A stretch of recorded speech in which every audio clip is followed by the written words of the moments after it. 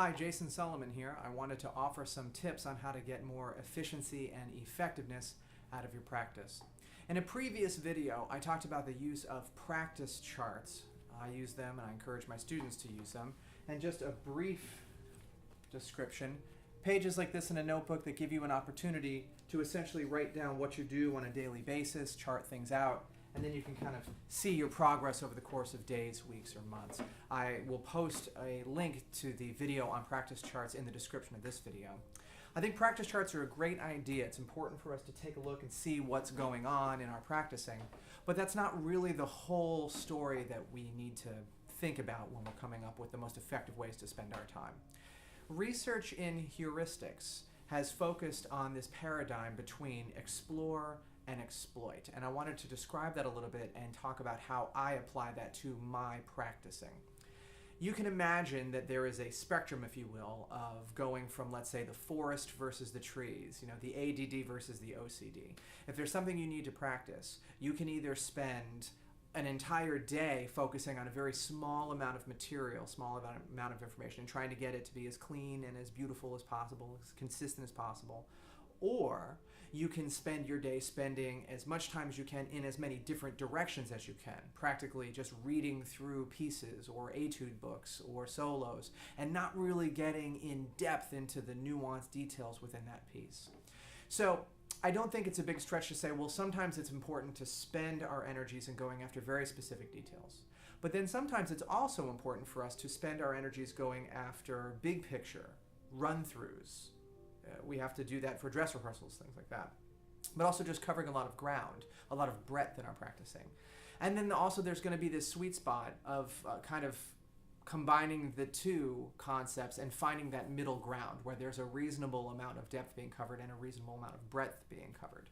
And different people use different phrases. So you can use the ADD, OCD, language, or you can use explore versus exploit. You can use forest versus trees. Some people use A practice versus B practice. There's all sorts of different ways to describe it. But one of the things that I encourage my students to do is make sure that there is at least, so let's say we're writing down on a chart here. So they use these practice charts. So let's say in the process of writing down everything they're practicing throughout the course of the day, have at least one of those blocks be an extremely OCD kind of block where you're going after a very small amount of repertoire and you're going after a very high level of detail and high level of accuracy, high level of nuance. Now that's important. If you practice that way the whole day, you're totally going to burn out. You're going to be sick of practicing by your third day. And you start seeing that when you chart out week after week after week, you can start noticing trends of your students' practice habits or your own practice habits. So for those of you that are out there teaching, I highly recommend getting your students to write down what they're doing because you can start seeing that scallop effect where, a couple of days before the lesson, the practice kind of ramps up. And then after that, it kind of dies down. Or over a long period of time, you could start seeing those kinds of trends. And one of the reasons might be if somebody's getting too obsessive about the minutia within the things that they're practicing, it just gets old and stale. It's very difficult to stay motivated when that's all you're doing. At some point, you have to kind of go to the other end of the spectrum. Now, we as people all have a tendency to gravitate towards one place or another on that spectrum. Some of us are more ADD in our approach to life, and some of us are more OCD in our approach to life. And it stands to reason that what you bring mentally to the table is going to be evident in the way that you practice your instrument. So if you tend to be the kind of person that gets bogged down in the little tiny details and tends to OCD a small amount of repertoire and going after it in an insanely detailed fashion, then one of the things you might have to do is in your practice, you might have to make sure that you actually schedule some of the other side of the spectrum, the broader scope, the big picture. And we can also make these claims that I think there's a reasonable amount of validity that says, the people that tend to be very obsessive and focus on small amount of details and they don't read as much, they're not usually as good at reading. And that's not a huge leap because they don't really spend a lot of time reading. They spend a lot of time practicing. And then let's say you're on the other side of the spectrum, and let's say you are someone who is, more of maybe the ADD or the forest as opposed to the trees, you're probably spending a lot of time going through a lot of repertoire.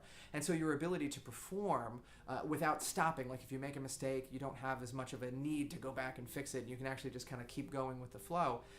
Your ability to just read through things is usually a little stronger, but maybe your ability to actually get that productive, high-level, nuanced minutia fixed up in your practicing, maybe that's a little lacking. So one of the things as a teacher that I try to do is I try to figure out where my students kind of fall on that spectrum and then guide them ever so gently. It's the best is when they don't even realize I'm trying to guide them, but I want to make sure that their practice is getting a balanced kind of diet. So sometimes we spend on efforts towards the forest or the big picture, and then sometimes we spend effort on the trees or very specific details within the picture.